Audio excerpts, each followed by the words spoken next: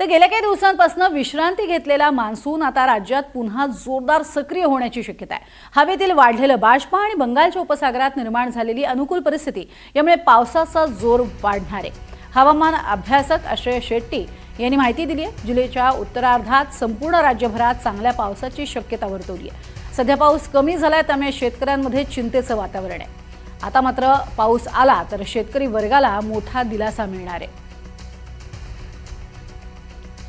तर जुलैच्या 15 राज्यातील बहुतांश भागात समाधानकारक पावसाची नोंद झालेली नाहीये।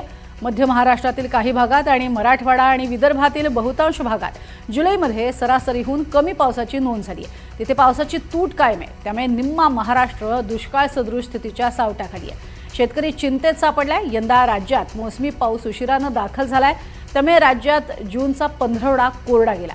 त्यानंतर महिन्याच्या अखेरीस काही भागात दमदार पाऊस झालाय।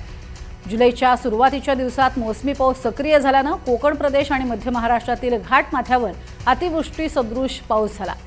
मात्र काही भागात जुलैच्या सरासरीहून अधिक पावसाची नोंद झाली आहे। दरम्यान आता पुढील 3 दिवस विदर्भातील बहुतांश भागात वादळी पावसाचा येलो अलर्ट देण्यात आलाय। मध्य महाराष्ट्र आणि मराठवाड्यातील काही भागात हलक्या सरींचीही शक्यता वर्तवण्यात आली आहे।